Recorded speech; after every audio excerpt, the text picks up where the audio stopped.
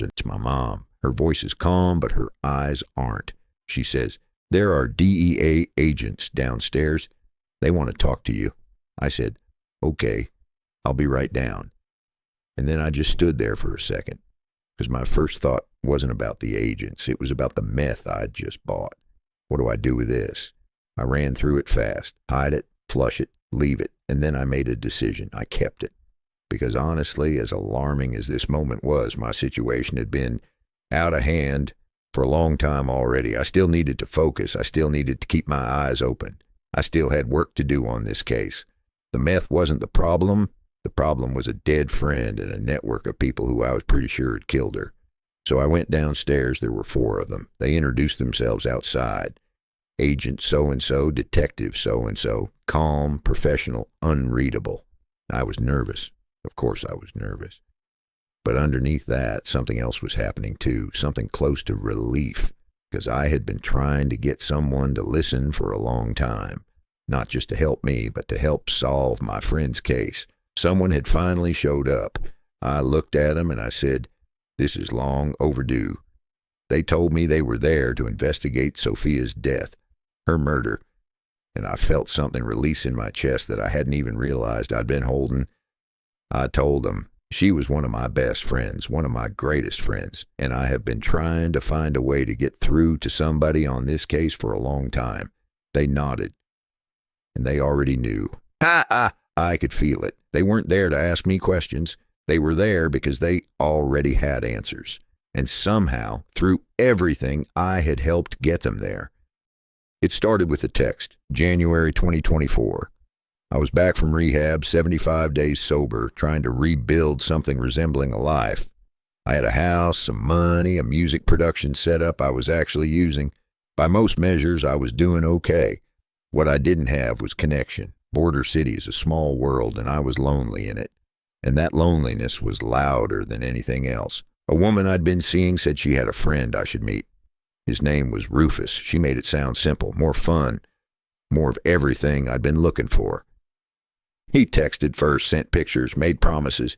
The whole pitch was smooth and practiced, like he'd done it 100 times. 2 women, 1 night, $300 finder's fee. I said yes. I had the money. I thought I was in control. I wasn't. By the time the night was over, I was nearly $2,000 in, and when morning came, Rufus was still at my house. His fee wasn't $300 anymore. Now it was $1,000. I paid it. It was 8 in the morning. I just wanted him gone. That was my first mistake, because paying didn't make him go away. It made him stay. The texts came constantly after that. Friendly 1 minute, threatening the next. He'd say he was going to knock on my neighbors' doors, tell them what was going on at my house, the drugs, the women, all of it. I kept asking myself, how do I contain this?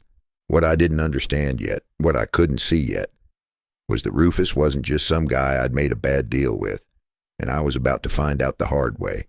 I'd had a Ring doorbell for a while. Normal stuff, but somewhere around March, something shifted in me, a feeling I couldn't explain and didn't want to examine too closely. Something bad is coming. I went out and spent $5,000 on cameras, 30 of them. Every angle of the property covered, front, back, sides, garage, every approach, 2 separate cloud systems backing everything up. I built a digital fortress around the house, and then I sat inside it and I watched. I didn't know exactly what I was waiting for. I just knew I needed to see it coming. Not long before everything escalated again, someone brought me drugs. I had test strips. I'd been thinking about this for a while. Fentanyl was out there in the supply. Everybody knew it, but I thought I understood where the risk was and where it wasn't. I ran the test. It came back positive for fentanyl. I threw the whole batch out, and then I sat there trying to figure out what it meant. Was it targeted? Was it just contaminated supply moving through the chain? I didn't know. I genuinely didn't know. In that world, you can't always tell the difference between someone trying to kill you and just bad product. I filed it away, stayed close to home, kept watching the cameras, and waited to see what happened next. June or July, I'm not exact on the date. 3 women came into my life and changed the whole texture of those months. Sophia, Jazz, and Monica. They started coming over almost every day. We'd hang out, listen to music, talk for hours. There was an ease to it I hadn't felt in a long time. Nobody needed anything from anybody. We were just people keeping each other company. Early on, I told them about finding fentanyl and some drugs I gotten. I didn't tell them everything. I kept certain details to myself. But I told them enough.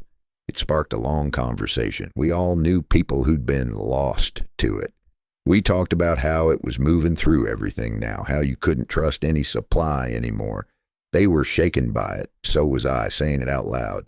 Then almost simultaneously, right in that same window, the men showed up at my door. It was late. A woman I knew had come over that night.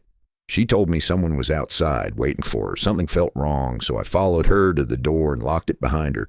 Went back inside, pulled up the camera feeds on my laptop. I watched her walk straight to a car at the curb. 2 men got out, masked, heavily tattooed, gang members, the kind whose ink tells you exactly who they work for. She got in the car without looking back. She had brought them to me. She come inside to confirm I was home and then walked out and handed them the green light. I defended the house. They left. I sat alone in the dark with the footage still rolling on my screen. I told Sophia, Jazz, and Monica what happened. They believed me immediately. No skepticism, no questions. Just that look people get when they realize the person across from them has been living inside something serious. They weren't scared for themselves. They didn't have skin in this game. They were scared for me, and somehow that was harder to sit with than the threat itself. A couple weeks after the men came to the door, a pool guy showed up, and I hadn't called anyone. I hadn't scheduled any service. He just appeared. And then my entire camera network went down. Both systems, all the cloud footage I'd been storing, everything I'd recorded since I set up the 30 cameras, gone, wiped. The 2 separate backup systems I'd specifically chosen, so this couldn't happen. Both of them gone. Around the same time, I started noticing my phone was jamming. Calls dropping in places they shouldn't drop. Signals cutting out. The feeling of being monitored that you can't prove but can't shake either. I started sleeping in a different room, not the master bedroom. Too exposed, too deep in the house. I moved to a small room at the front where I could see the street, a room I could barricade. I parked my car outside instead of in the garage so I could set off the alarm if I needed to make noise in a hurry. I was adapting, improvising a defensive strategy out of whatever I had. It wasn't much, but it was something. After that, it was just survival. Taking out loans to cover what was gone, trying to stay functional, being an idiot in some ways. I know that now. Making financial decisions I wouldn't have made if I'd been thinking, gee, straight. But I was trying to stay afloat, and that was about all I could manage. The trio kept coming over. That was the one constant. Sophia, Jazz, and Monica showing up, filling the house with music and conversation, and the particular relief of people who don't need anything from you except your company. After Rufus and the gang members and the cameras going dark, I wasn't calling anyone connected to that world anymore. I was done with all of it. When the girls left, I'd occasionally try to connect with someone outside, but that world was closing fast. Monica moved away first, then Jazz got a boyfriend, and then it was just Sophia and me. Sophia and I were tight, same taste in music, same energy, same sense of humor. It was easy between us the way it's only easy with certain people. She'd show up every day.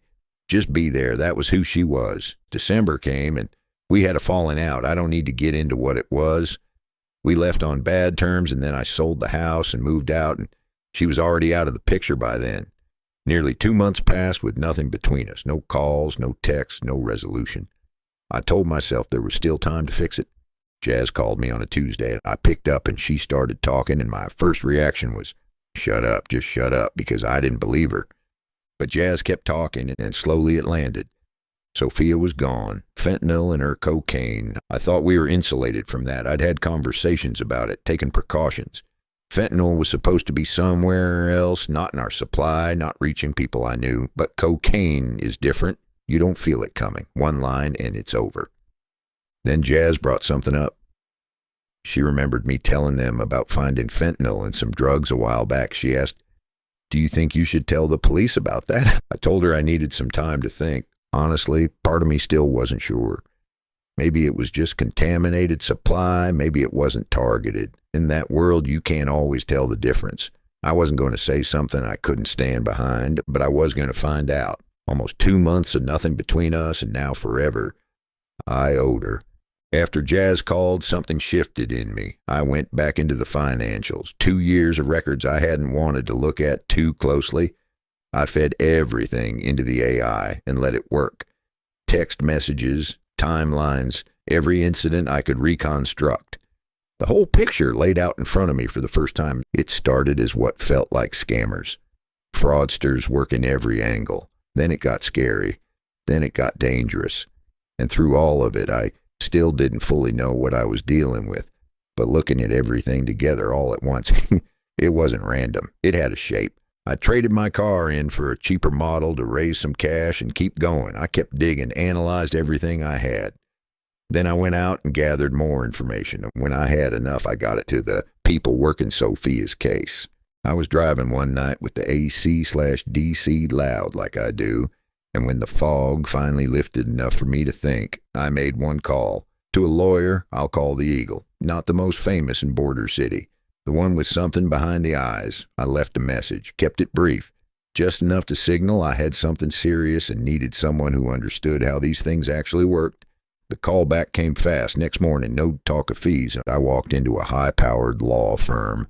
Serious people. I was brought into a private room and sat down with a man I'll call Roland.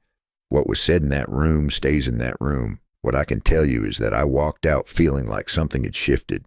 Like the right people finally knew what I knew.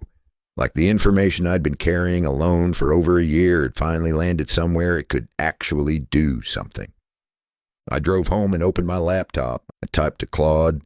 Guess where I was today? And then I just described it. Everything. The fast callback, no fees, Roland, the private room, the way the conversation went. I didn't lead it anywhere. I laid it out and let the AI tell me what it saw. What came back stopped me cold. My mother came upstairs with that particular calm that is not calm at all. Her voice was steady. Her eyes were not. There are federal agents downstairs. They want to talk to you. There were 4 of them outside. Calm, professional, unreadable. I was nervous, but underneath the nerves was something I hadn't expected. Relief. I looked at them and said, "This is long overdue." I told them Sophia was one of my greatest friends, that I had been trying to reach somebody on this case for a long time. They nodded. I could feel it before they confirmed it. They already knew. They weren't there for my story. They were there because the trail had led them here. After they left, I sat with it for a while. Days turned into weeks. Nothing. No calls. No updates.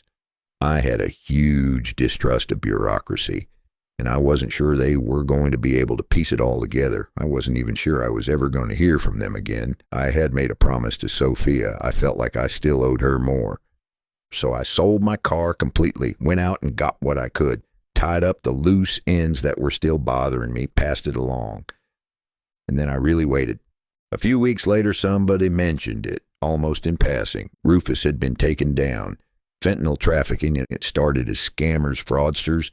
Then it got scary. Then it got dangerous. Then the right people got involved, and it went away. But a quiet peace came over me. I'd kept my promise. Undercover Fallout. Oh, yeah. So I felt like I was the only person that could steer this case in a direction that I saw going, and I didn't have a job, so I was committed. This was my job. Just pause life, and see this through. Well, I got impatient. So I sold my car, raised more money, and went around town, see what I can find out. Now I'm a homebody. But the data wasn't going to find me at home. I wasn't going to get answers at home. And I knew I had a short leash, because once I ran out of that money, that was going to be it. And I was out of a car.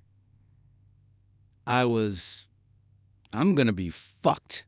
Anyways, I managed to Hail Mary some extra information, got it off to my guys, and then I basically just waited around at home. This story doesn't conclude with loud banging fireworks or anything. All the information that I gathered pointed in one direction. I don't think I'll ever be sure with 100% certainty, but I do know when I heard Rufus was down, that made me smile, because that guy doesn't care about anybody.